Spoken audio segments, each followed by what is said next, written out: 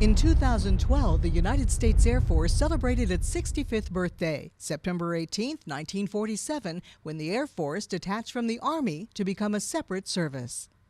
A birthday, of course, is all about history, so it makes sense to take a couple of minutes to look back at how the Air Force and, of course, Edwards Air Force Base have transformed since airmen first served here. So how did we get here? Rogers Dry Lake and the Mojave Desert's weather made for an ideal setting for training and testing aircraft.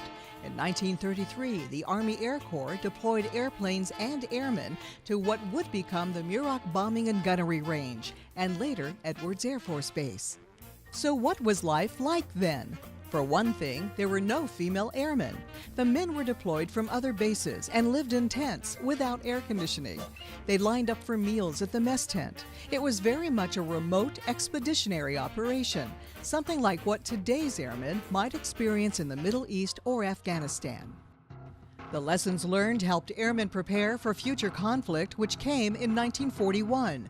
The Second World War was a huge change for the Army's Air Force. While the pilot training continued, the Developmental Test and Evaluation Mission arrived at Muroc Army Airfield. Engineers tested aircraft and bombs, and the 412th Fighter Group tested our nation's first jet fighters. The current 412th Test Wing traces its lineage to that unit. Then, as now, Edwards was on the forefront of aviation technology. Life on base changed during the war. New buildings appeared, some designed to serve as temporary housing during the war. Residents nicknamed their apartments kerosene flats because of the smell of oil used for heating and cooking. Women also served at Edwards during the war. The Muroc Women's Army Corps unit, called Provisional Detachment W, arrived for duty in January 1944. They worked in the base headquarters and had a separate dining facility. Throughout the years, women's roles increased at Edwards and across the Air Force, and eventually they became pilots and commanders. And this year, the Air Force saw its first female four-star general, the Air Force Materiel Command's new commander, General Janet Wolfenbarger. When Muroc became Edwards Air Force Base in 1948, the flight test mission was firmly established, bringing new combat capability to the Air Force.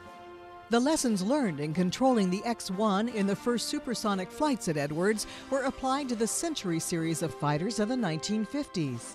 The first flights of the F-15 ushered in another new generation of air superiority fighters in 1972. Now we're testing the F-22 and F-35, as well as the B-1, B-2, C-17, and more. Experimental aircraft have remained an important part of the Edwards mission.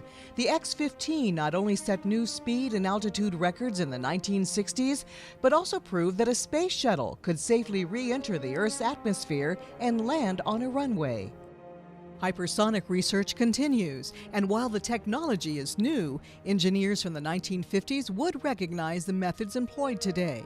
The X-15 was carried to altitude by a B-52 bomber, and we still use a B-52 as a test platform today, most recently with the testing of another hypersonic test plane, the X-51A.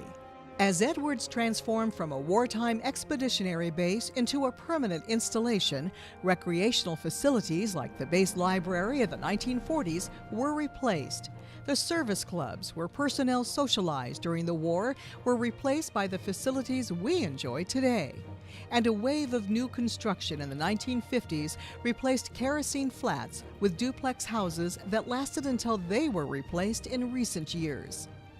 Well, a birthday is hardly a celebration without some home movies, and Edwards has long captured the imagination of the public for its role in advancing air and space technology.